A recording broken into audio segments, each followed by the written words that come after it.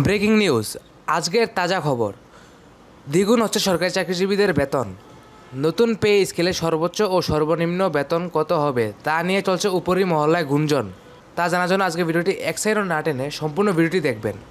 Video শুরু করার পূর্বে বলতে চাই, আপনাদের জন্য অনেক কষ্ট করে ভিডিও তৈরি করে থাকি, তাই এই মুহূর্তে ভিডিওটি একটু লাইক করে দেবেন এবং নিচ থেকে চ্যানেলটি সাবস্ক্রাইব করে কমেন্টে জানিয়ে দেবেন কে কোথা থেকে দেখছেন।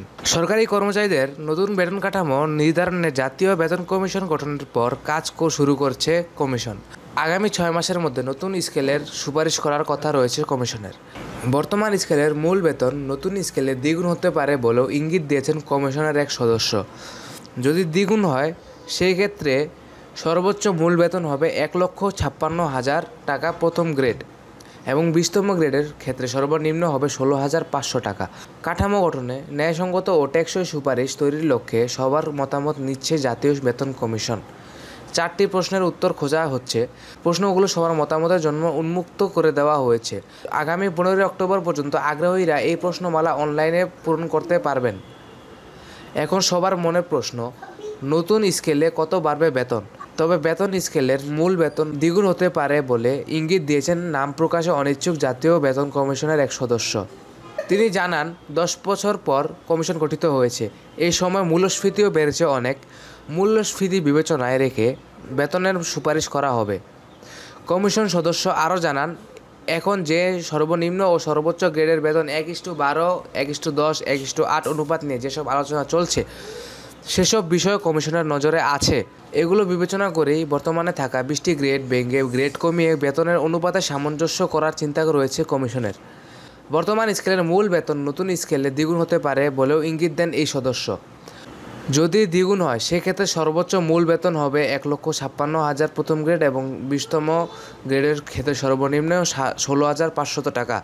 সম্প্রতি অর্থ উপদেষ্টা ডক্টর সালাউদ্দিন আহমেদ বলেছেন, সরকারি কর্মকর্তা কর্মচারীদের জন্য নতুন বেতন কাঠামো অন্তর্বর্তী সরকারের মেয়াদেই গেজেটের মাধ্যমে বাস্তবায়ন করা হবে।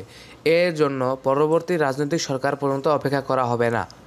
গত 29 সেপ্টেম্বর জাতীয় বেতন কমিশন 2025-এর সদস্য সচিব ও অর্থ মন্ত্রণালয়ের অতিরিক্ত সচিব মোহাম্মদ ফরহাদ সিদ্দিকীর সই করা চিঠিতে এ তথ্য জানানো হয়েছে।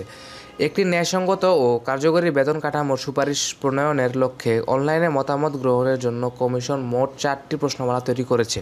শুধু চাকরিজীবীদের জন্য একটি, সর্বসাধারণের জন্য একটি, প্রতিষ্ঠানের জন্য একটি এবং অ্যাসোসিয়েশনের জন্য একটি সহ মোট 4টি প্রশ্নমালায় সংশ্লিষ্ট যে কেউ অংশগ্রহণ করতে পারবেন।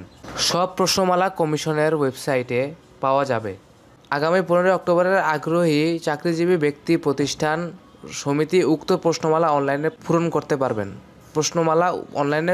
করতে পারবেন। অ্যাসোসিয়েশন বা সমিতির কেউ কমিশনের সঙ্গে সাক্ষাৎ করতে ইচ্ছুক হলে অ্যাসোসিয়েশন বা সমিতির জন্য নির্ধারিত প্রশ্নমালা পূরণ করে জানাতে পারবেন।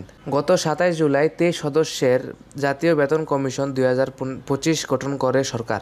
বেতন ভাতা ও অন্যান্য সুবিধা পর্যালোচনা করে সরকারের কাছে সুপারিশ দেবে এই কমিশন। কর্মচারীর পরিবারের সদস্য 6 জন ধরে আর্থিক ব্যয় হিসাব করতে বলা হয়েছে। তো এই ছিল আজকের পে স্কেলের সর্বশেষ আপডেট। তো যারা আমাদের এই মুহূর্তে ভিডিও দেখছেন, সরকারি চাকরিজীবী ভাই ও বোনেরা, তারা এই ভিডিও থেকে কী মনে করছেন তা আপনারা আপনাদের মূল্যবান মতামত আমাদেরকে কমেন্টে জানিয়ে দেবেন। আপনাদের প্রতিটি মূল্যবান মতামত আমাদের কাছে খুবই গুরুত্বপূর্ণ। ধন্যবাদ সবাইকে। আবারও দেখা হচ্ছে পে স্কেলের পরবর্তী আপডেট নিয়ে। আসসালামু আলাইকুম, আল্লাহ হাফেজ।